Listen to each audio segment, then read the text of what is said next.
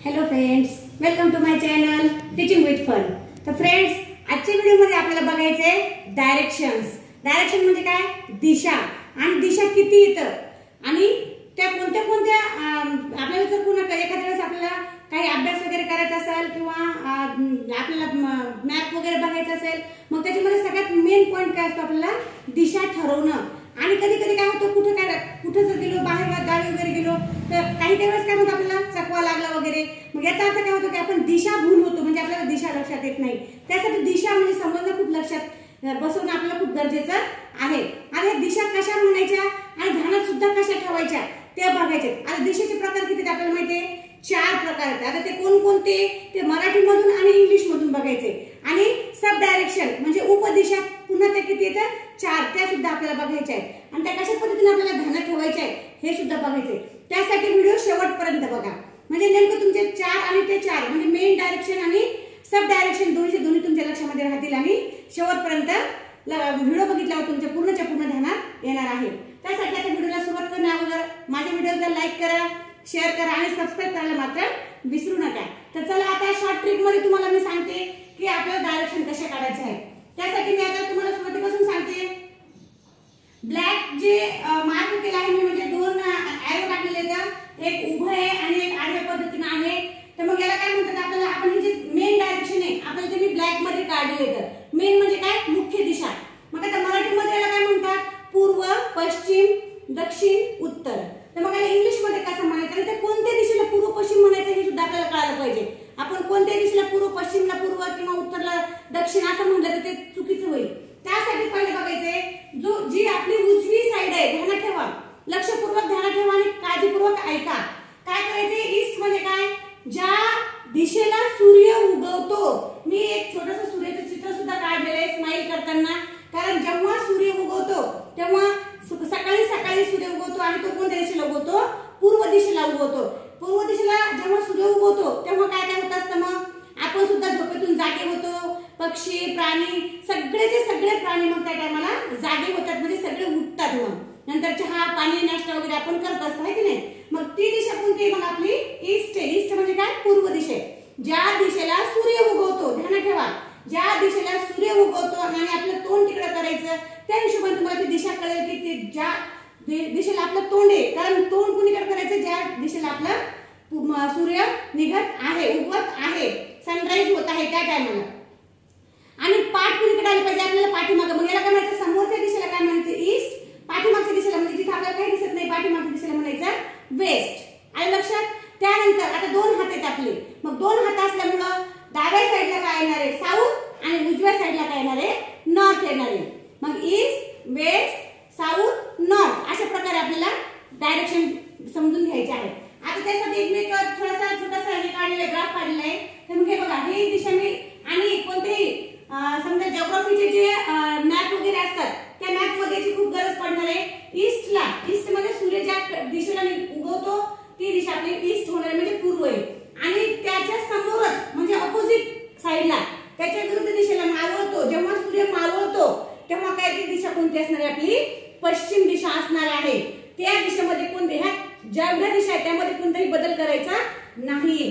मग ईस्ट आणि वेस्ट एकमेकांच्या अपोजिट येतं। पूर्व दिशेला ईस्ट त्याला म्हणतात आणि पश्चिमला काय म्हणतात? मग वेस्ट म्हणतात। आता त्यानंतर मग उभी रेषे सरळ, त्यानंतर त्याच्यानंतर येतं मग उत्तर आणि दक्षिण किंवा दक्षिण आणि उत्तर।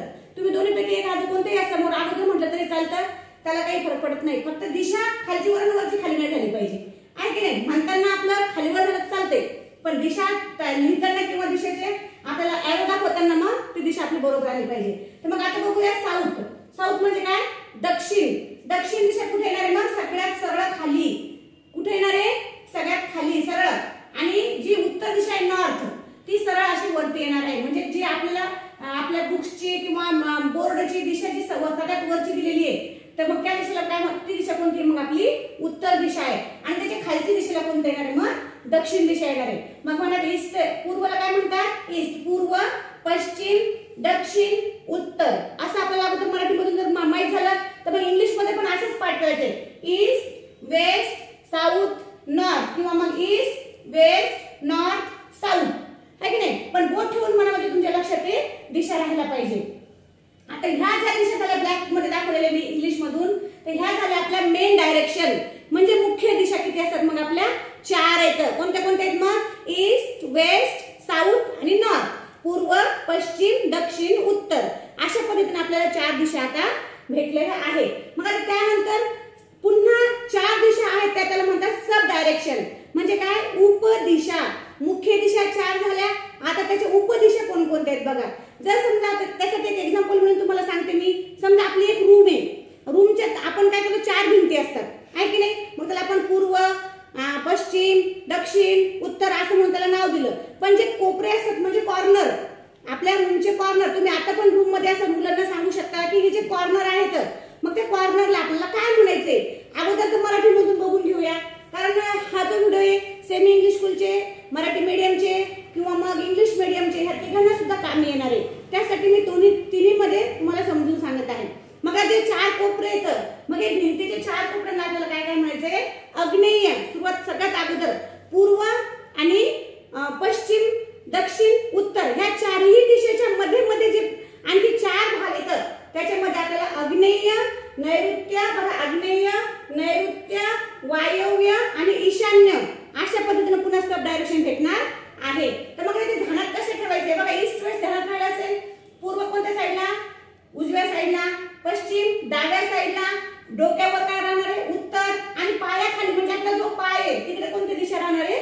दक्षिण दिशा। म्हणजे आपली बोर्डवर दिशा दाखवायची आहे किंवा नोटबुकवर तुम्हाला दाखवायची असेल तर तुम्ही अशा पद्धतीने ध्यानात ठेवा, उजव्या साईडला पूर्व, डाव्या साईडला पश्चिम, डोकं म्हणजे उत्तर आणि पाय म्हणजे दक्षिण, असं ध्यानात ठेवायचे। आता त्यानंतर आपल्याला आलेले सब डायरेक्शन म्हणजे उपदिशा आपल्याला बघायच्या आहेत, तर सगळ्यात अगोदर कोणती येत असते मग? आग्नेय, ध्यानात ठेवायचंय आग्नेय। आग्नेय पहिली दिशा, उपदिशेमधली पहिली दिशा आग्नेय।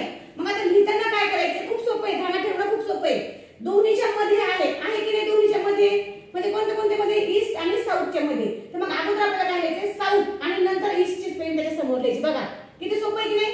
साऊथ आणि ईस्ट म्हणजे साऊथ आणि ईस्ट, मग याला म्हणतात आग्नेय, आहे की नाही? दोन्हीच्या मध्ये असल्यामुळे त्याला दोन्ही नाव देण्यात आलेलं इंग्लिश मध्ये, त्याला म्हणतात मग साऊथ ईस्ट इंग्लिश मध्ये, आणि मराठीमध्ये त्याला स्पेशल नाव आहे आग्नेय, आहे की नाही? आता आग्नेयच्या नंतर त्याच्या समोरच म्हणजे त्याच्याच अपोजिटला, ही पण अशी एका जवळ नाहीये, म्हणजे दुसऱ्या कॉर्नर मध्ये सरळ दिशेला बघून घ्या। अगोदर फक्त नक्षा ध्यानात ठेवायचं तुम्हाला, 8 दिशा आहेत, सरळ, आडवी आणि क्रॉस मध्ये 4 रेषा पुन्हा। मग त्यातली आपली पहिली झाली, मग एकाच कोपऱ्यामध्ये म्हणजे दक्षिण आणि पूर्व दोन्हीच्या मधली पहिली दिशा म्हणजे आग्नेय ही दिशा आपली राहणार आहे।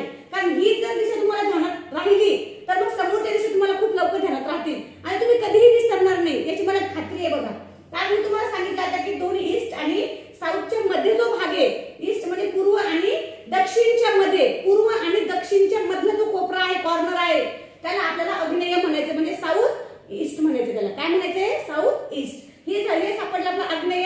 त्यानंतर त्याच्या अपोजिट म्हणजे साऊथच्या बाजूला म्हणजे साऊथ आणि वेस्टच्या कॉर्नर मध्ये हा आपला घराचा कॉर्नर समजून चालले, आणि त्याच्यामध्ये मग आपल्याला याच्यामध्ये आपल्याला काय भेटणार? मग नैऋत्य। हे झालं मराठीमधून। आणि इंग्लिश मधून लिहिताना काय लिहायचं? पुन्हा मी आताच म्हटलं, जसं ईस्ट आणि साऊथ मध्ये साऊथ ईस्ट लिहिलं तसंच मग आता साऊथ आणि वेस्ट मध्ये आपल्याला अगोदर साऊथ लिहायचंय नंतर वेस्ट लिहायचंय, आहे की नाही? अगोदर साऊथ नंतर वेस्ट। इथे बघा साऊथ ईस्ट, आग्नेय मध्ये काय? South east. हे पण एक ट्रिक ध्यानात ठेवा, साऊथ ईस्ट साऊथ वेस्ट, म्हणजे साऊथची स्पेलिंग अगोदर घ्यायची नंतर वेस्टची स्पेलिंग अगोदर घ्यायची, म्हणजे आपल्याला भेटणार आहे मग नैऋत्य दिशा भेटणार आहे, south west, south east south west, आहे की नाही? त्यानंतर आता हे तुमच्या ध्यानात आलेलं असेल, याला आपल्याला ही नैऋत्य दिशा दुसरी भेटली। आता त्याच्या समोरच जायचंय सरळ आपल्याला वरच्या साईडला, उत्तर दिशेकडे वळायचं, म्हणजे उत्तर आणि पश्चिमच्या कॉर्नर मध्ये। तर मग आता तिथे काय नाव आहे? वेस्ट आणि नॉर्थ। नॉर्थ आणि वेस्ट हे दोन नाव आपल्याला दिसत आहेत, म्हणजे उत्तर दिशा आणि पश्चिम दिशा। मग याच्या मधला जो कॉर्नर आहे, ह्या दोन्हीचं मिळूनच आपल्याला तो वायव्य दिशा भेटणार आहे, कारण दोन्हीच्या मध्ये बघा, ह्या दोन्हीच्या कॉर्नर मध्ये हे सरळ झालं, पण हा कॉर्नर आहे म्हणजे हा कोपरा आहे। मग या कोपऱ्यामध्ये आपल्याला काय भेटणार आहे? अगोदर घ्यायचंय नॉर्थ, काय लिहून घ्यायचं? अगोदर नॉर्थ, आणि त्यानंतर घ्यायचंय आपल्याला वेस्ट। नॉर्थ वेस्ट म्हणजे अगोदर नॉर्थ लिहून घेतलं नंतर वेस्ट लिहून घेतलं, म्हणजे आपल्याला कोणती दिशा भेटली? मग वायव्य दिशा भेटलेली आहे। आणि शेवटची दिशा कोणती आहे मग? ईशान्य। आता ती ईशान्य पण कोणती राहणार? मग उत्तर आणि पूर्वच्या मध्ये, उत्तर म्हणजे नॉर्थ आणि ईस्टच्या मध्ये।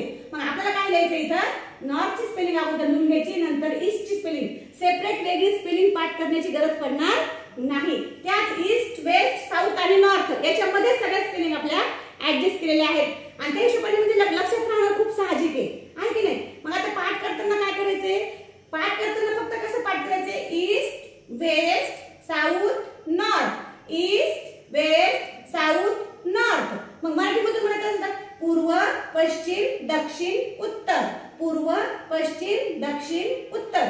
ही झाली आपली मेन दिशा. मग आता उपदिशा पाठ करताना मराठीमधून पाठ करून घेऊया.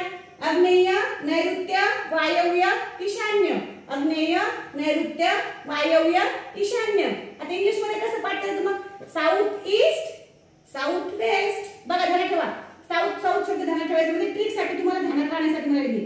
साऊथ साऊथ फक्त इथे काय लावायचं, ईस्ट ईस्टच्या जवळ, ईस्ट आणि साऊथ जवळ जवळ असल्यामुळे ईस्ट, साऊथ, ईस्ट. आणि हे दुसरीकडे काय नाही मग साऊथ वेस्ट, साऊथ वेस्ट म्हणजे साऊथ साऊथ दोन्हीकडे जायचं. मग एका साईडला ईस्ट आणि एका साईडला वेस्ट म्हणजे आपल्याला आग्नेय आणि नैऋत्य दिशा भेटली. त्यानंतर आहे भेटलं मग आपल्याला वायव्य आणि ईशान्य. मग याला काय म्हणायचंय, नॉर्थ वेस्ट. बघून घेऊया, अगोदर आपण ईस्ट म्हणलं, ध्यानात ठेवायचंय आहे की नाही, नॉर्थ नॉर्थ आणि नंतर एका जागेवर आहे ईस्ट, एका जागेवर आहे वेस्ट, एका जागेवर आहे ईस्ट. अशा पद्धतीने आपल्याला हे पूर्ण जर ध्यानात ठेवलं, हा डायग्राम तुम्हाला ध्यानात ठेवायचा आहे जेणेकरून तुम्हाला पूर्णचे पूर्ण जर डोळे जरी झाकले आपण आणि लगेच आपल्याला पूर्ण डायग्राम आपल्या डोळ्यासमोर आला पाहिजे. त्यासाठी हे डायग्राम पूर्ण लक्षात ठेवा. आता नावाला तुमच्या लक्षातच राहणार आहे, पुन्हा लक्ष द्या. पूर्व, पश्चिम, दक्षिण, उत्तर, नंतर मग आग्नेय, नैऋत्य, वायव्य, ईशान्य. आणि लिहिताना मग तुम्हाला मी ट्रिक सांगितली, पुन्हा सांगितली, south east, south west, north east, north west. अशा पद्धतीने तुम्हाला हे नावं जर लक्षात ठेवले तर हा जो आजचा डायरेक्शन जो भाग आहे आपला, मेन डायरेक्शन आणि सब डायरेक्शन. मग हे जे पूर्व, पश्चिम, उत्तर, दक्षिण हे कोणत्या दिशा आहेत आपल्या, मग मेन डायरेक्शन म्हणजे मेन दिशा आहेत आपल्या. आणि उपदिशा जसं मुख्यमंत्री, उपमुख्यमंत्री असतो त्याचप्रमाणे मुख्य दिशा आणि उपदिशा असे याचे सुद्धा असल्यामुळे त्याला आपल्याला मुख्य आणि उप हे ध्यानात ठेवायच्या आहे. तर मग फ्रेंड्स, आजचा व्हिडिओ तुम्हाला नक्कीच आवडला असेल तर माझ्या व्हिडिओला लाईक करत जा, शेअर करत जा आणि कमेंट्स करून सुद्धा सांगत जा, जेणेकरून मलाही चांगलं वाटेल आणि नवनवीन व्हिडिओज मला आणखी बनवता येतील शॉर्ट ट्रिकनुसार. तर मग माझ्या व्हिडिओला सबस्क्राईब करायला मात्र विसरू नका.